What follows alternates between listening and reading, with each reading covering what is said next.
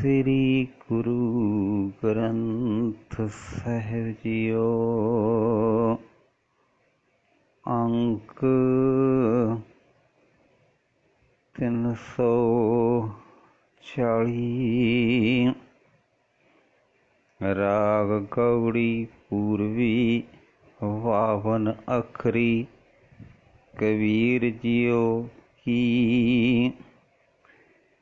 एक ओंकार सतनाम करता पुरख गुर प्रसाद।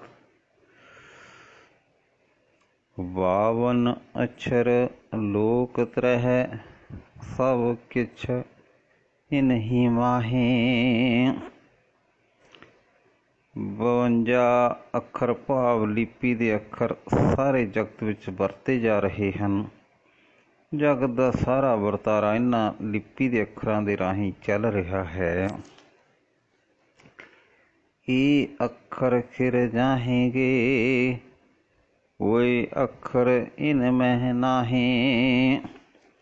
ਪਰ ਇਹ ਅੱਖਰ ਨਾਸ ਹੋ ਜਾਣਗੇ, ਭਾਵ ਜਿਵੇਂ ਜਗਤ ਨਾਸਵੰਤ ਹੈ, ਜਗਤ ਵਿੱਚ ਵਰਤੀ ਜਾਣ ਵਾਲੀ ਹਰੇਕ ਚੀਜ਼ ਵੀ ਨਾਸਵੰਤ ਹੈ।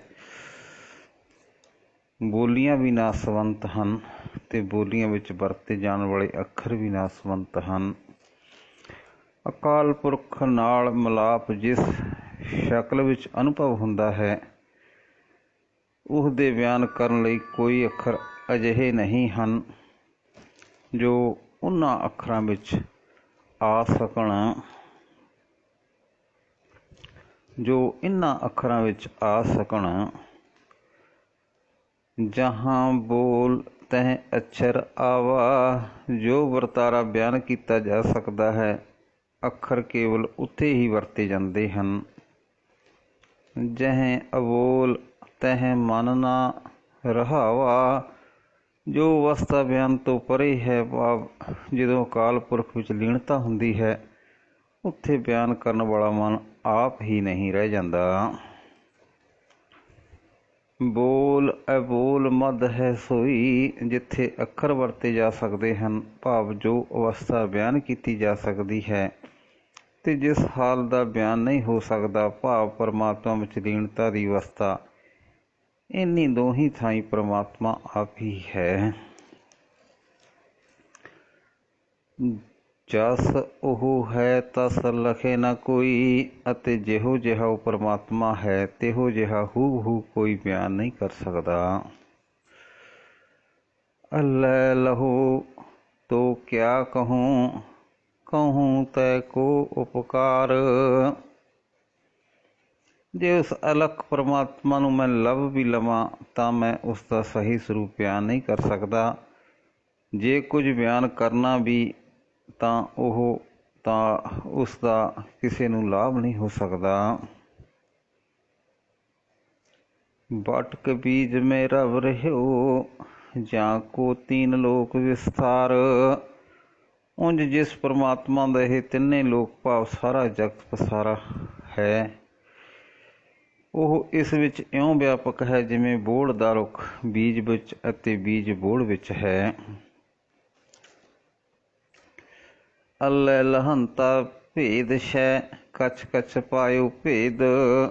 ਪਰਮਾਤਮਾ ਨੂੰ ਮਿਲਣ ਦਾ ਯਤਨ ਕਰਦਿਆਂ ਕਰਦਿਆਂ ਮੇਰੀ ਦੁਵਿਧਾ ਦਾ ਨਾਸ ਹੋ ਗਿਆ ਹੈ ਅਤੇ ਦੁਵਿਧਾ ਦਾ ਨਾਸ ਹੋਇਆਂ ਮੈਂ ਪਰਮਾਤਮਾ ਦਾ ਕੁਝ ਰਾਜ ਸਮਝ ਲਿਆ ਹੈ।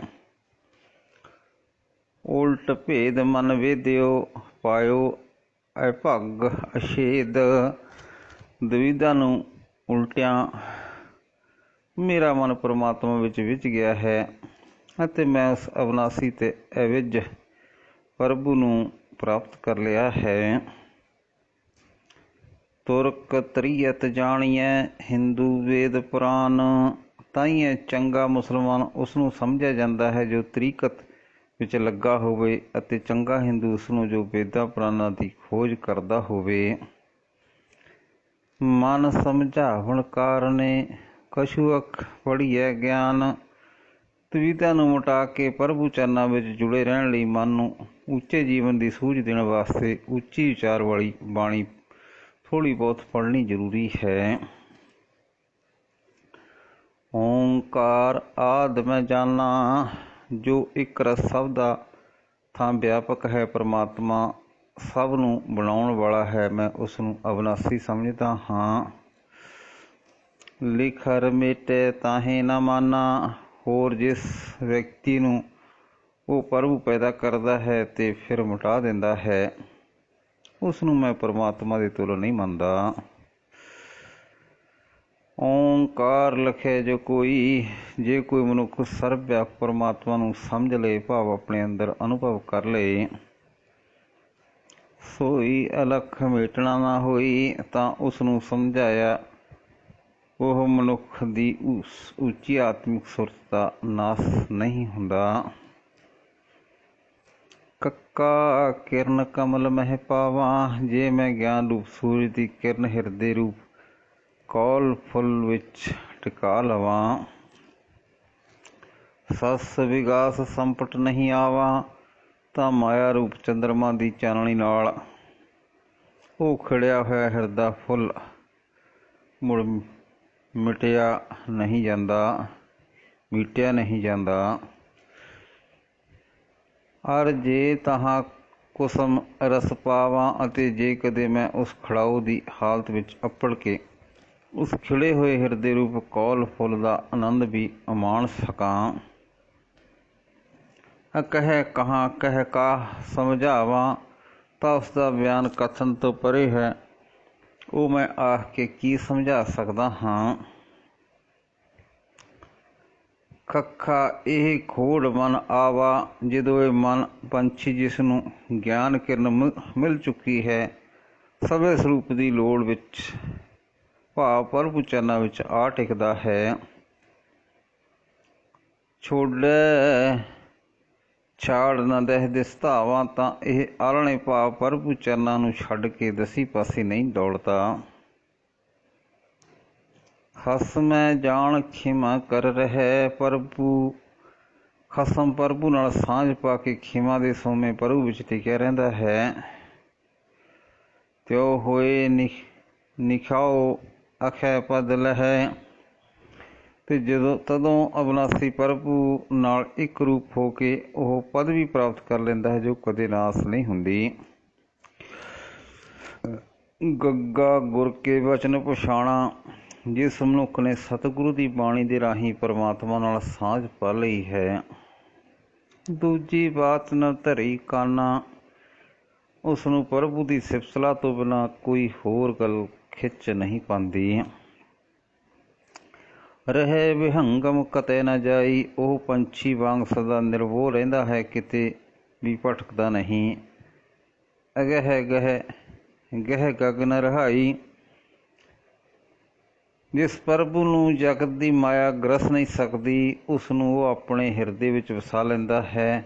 ਹਿਰਦੇ ਵਿੱਚ ਵਸਾ ਕੇ ਆਪਣੀ ਸੁਰਤ ਨੂੰ ਪ੍ਰਭੂ ਵਿੱਚ ਟਿਕਾਈ ਰੱਖਦਾ ਹੈ। ਜਿਵੇਂ ਚੋਗ ਨਾਲ ਪੇਟ ਭਰ ਕੇ ਪੰਛੀ ਮੌਜ ਵਿੱਚ ਆ ਕੇ ਉੱਚਾ ਆਕਾਸ਼ ਵਿੱਚ ਤਾੜੀਆਂ ਲਾਉਂਦਾ ਹੈ। ਘੱਗਾ ਘਟ ਘਟ ਨਿਮਸੈ ਸੋਈ, ਹਰੇਕ ਸਰੀਰ ਵਿੱਚ ਉਹ ਪ੍ਰਭੂ ਹੀ ਵਸਦਾ ਹੈ। ਘਟ ਫੂਟੇ ਘਟ ਕਭੈ ਨਾ ਹੋਈ, ਜੇ ਕੋਈ ਸਰੀਰ ਰੂਪ ਘੜਾ ਭੱਜ ਜਾਏ ਤਾਂ ਕਦੇ ਪ੍ਰਭੂ ਦੀ ਹੋਂਦ ਵਿੱਚ ਕੋਈ ਘਾਟਾ ਨਹੀਂ ਪੈਂਦਾ। ਤਾਂ ਘਟ ਮਾਹੇ ਘਾਟ ਜੋ ਪਾਵਾ, ਜਦੋਂ ਕੋਈ ਜੀਵ ਇਸ ਸਰੀਰ ਦੇ ਅੰਦਰ ਹੀ ਸੰਸਾਰ ਸਮੁੰਦਰ ਤੋਂ ਪਾਰ ਲੰਘਣ ਲਈ ਪੱਤਣ ਲੱਭ ਲੈਂਦਾ ਹੈ। ਸੋ ਘਟ ਛਾੜ ਅਪਘਟ ਕਤ ਧਾਵਾ, ਤਾਂ ਇਹ ਪੱਤਣ ਨੂੰ ਛੱਡ ਕੇ ਉਹ ਖੱਡਾਂ ਵਿੱਚ ਕਿਤੇ ਨਹੀਂ ਭਟਕਦਾ ਫਿਰਦਾ। ਗੰਗਾ ਨਿਗ੍ਰਹਿ ਸਨੇਹੋ ਕਰ ਨਿਰਵਾਰੋ ਸੰਦੇਹੇ, ਗੰਗਾ ਨਿਗ੍ਰਹਿ ਸਨੇਹੋ ਕਰ ਨਿਰਵਾਰੋ ਸੰਦੇਹੇ। ਹੇ ਭਾਈ, ਆਪਣੇ ਇੰਦਰੀਆਂ ਨੂੰ ਚੰਗੀ ਤਰ੍ਹਾਂ ਰੋਕ, ਪ੍ਰਭੂ ਨਾਲ ਪਿਆਰ ਬਣਾ ਅਤੇ ਸਿੱਧਕਹੀਣਤਾ ਦੂਰ ਕਰ। ਨਾਹੀਂ ਦੇਖ ਨਾ ਭਾਜੀਐ ਪਰਮ ਸਿਆਣਪ, ਇਹ ਕੰਮ ਔਖਾ ਜ਼ਰੂਰ ਹੈ, ਪਰ ਇਹ ਖਿਆਲ ਕਰਕੇ ਕਿ ਕੰਮ ਨਹੀਂ ਹੋ ਸਕਦਾ, ਇਹ ਕੰਮ ਵੱਲੋਂ ਭੱਜ ਨਹੀਂ ਜਾਣਾ ਚਾਹੀਦਾ। ਬਸ ਸਭ ਤੋਂ ਵੱਡੀ ਅਕਲ ਦੀ ਗੱਲ ਇਹੀ ਹੈ। ਚੱਚਾ ਚਲਤ ਚਿੱਤਰ ਹੈ ਭਾਰੀ, ਪ੍ਰਭੂ ਦਾ ਬਣਾਇਆ ਹੋਇਆ ਇਹ ਜਗਤ ਮਨੋਂ ਇੱਕ ਬਹੁਤ ਵੱਡੀ ਤਸਵੀਰ ਹੈ। ਤਾਜ ਚਿਤਰੈ ਚੇਤੋ ਚਿਤਕਾਰੀ, ਹੇ ਭਾਈ ਇਸ ਤਸਵੀਰ ਦੇ ਮੋਹ ਨੂੰ ਛੱਡ ਕੇ ਤਸਵੀਰ ਬਣਾਉਣ ਵਾਲੇ ਨੂੰ ਚੇਤੇ ਰੱਖ। ਚਿੱਤਰ ਵਿਚਿੱਤਰ ਇਹ ਹੈ ਅਵਚੇਰਾ, ਕਿਉਂਕਿ ਵੱਡਾ ਝਮੇਲਾ ਇਹ ਹੈ ਕਿ ਇਹ ਸੰਸਾਰ ਰੂਪ ਤਸਵੀਰ ਨੂੰ ਮਨ ਨੂੰ ਮੋਹ ਲੈਣ ਵਾਲੀ ਹੈ। ਤਜ ਚਿਤਰੈ ਚਿਤਰਾਖ ਚਤੇਰਾ, ਸੋ ਇਸ ਮੋਹ ਤੋਂ ਬਚਣ ਲਈ ਤਸਵੀਰ ਦਾ ਖਿਆਲ ਛੱਡ ਕੇ ਤਸਵੀਰ ਬਣਾਉਣ ਵਾਲੇ ਵਿੱਚ ਆਪਣੇ ਚਿੱਤ ਨੂੰ ਪ੍ਰੋ ਰੱਖ। ਸ਼ਸ਼ਾ ਇਹ ਛਤਰਪਤ ਪਾਸਾ, ਜੋ ਸਭ ਦਾ ਪਾਤਸ਼ਾਹ ਹੈ, ਇਹ ਚਿੱਤਰਕਾਰ ਪ੍ਰਭੂ ਦੇ ਪਾਸ। ਸ਼ੱਕ ਕੇ ਨਾ ਰਹੋ ਛੱਡ ਕੇ ਨਾ ਆਸਾ, ਹੇ ਮੇਰੇ ਮਨ ਹੋਰ ਆਸਾਂ ਛੱਡ ਕੇ ਤਕੜਾ ਹੋ ਕੇ ਕਿਉਂ ਨਹੀਂ ਰਹਿੰਦਾ। ਰੇ ਮਨ ਮੈਂ ਤੋ ਛਿਨ ਛਿਨ ਸਮਝਾਵਾਂ, ਹੇ ਮਨ ਮੈਂ ਤੈਨੂੰ ਹਰ ਵੇਲੇ ਸਮਝਾਉਂਦਾ ਹਾਂ। ਤਾਹੇ ਛਾੜ ਕਤ ਆਪ ਵਧਾਵਾ, ਕਿ ਉਸ ਚਿੱਤਰਕਾਰ ਨੂੰ ਵਿਸਾਰ ਕੇ ਕਿੱਥੇ ਉਸਦੇ ਬਣਾਏ ਹੋਏ ਚਿੱਤਰ ਵਿੱਚ ਤੂੰ ਆਪਣੇ ਆਪ ਨੂੰ ਜਕੜ ਰਿਹਾ ਹੈ। ਜੱਜਾ ਜਿਉਂ ਤਨ ਜੀਵਤ ਜਰਾਵੈ, ਜਦੋਂ ਕੋਈ ਜੀਵ ਮਾਇਆ ਵਿੱਚ ਰਹਿੰਦਿਆਂ ਹੋਇਆਂ ਹੀ ਸਰੀਰ ਦੀਆਂ ਵਾਸਨਾ ਛਾੜ ਲੈਂਦਾ ਹੈ। ਜੋ ਵਣਜਾਰ ਯੁਕਤ ਸੋ ਪਾਵੈ, ਉਹ ਮਨੁੱਖ ਜਵਾਨੀ ਦਾ ਮੱਧ ਸਾੜ ਕੇ ਜਿਉਣ ਦੀ ਸਹੀ ਜਾਂਚ ਸਿੱਖ ਲੈਂਦਾ ਹੈ। ਅਸ ਜਰ ਪਰ ਜਰ ਜਰ ਜਬ ਰਹਿ, ਜਦੋਂ ਮਨੁੱਖ ਆਪਣੇ ਧਨ ਦੇ ਅਹੰਕਾਰ ਨੂੰ ਤੇ ਪਰਾਈ ਦੌਲਤ ਦੀ ਆਸ ਨੂੰ ਸਾੜ ਕੇ ਆਪਣੇ ਵਿੱਤ ਵਿੱਚ ਰਹਿੰਦਾ ਹੈ। ਤਬ ਜਾਏ ਜੋਤ ਉਜਿਆਰੋ ਲਹੈ, ਤਦੋਂ ਉੱਚੀ ਆਤਮਿਕ ਅਵਸਥਾ ਵਿੱਚ ਚੱਪੜ ਕੇ ਪ੍ਰਭੂ ਦੀ ਜੋਤ ਦਾ ਪ੍ਰਕਾਸ਼ ਪ੍ਰਾਪਤ ਕਰਦਾ ਹੈ। ਵਾਹਿਗੁਰੂ ਜੀ ਕਾ ਖਾਲਸਾ, ਵਾਹਿਗੁਰੂ ਜੀ ਕੀ ਫਤਿਹ।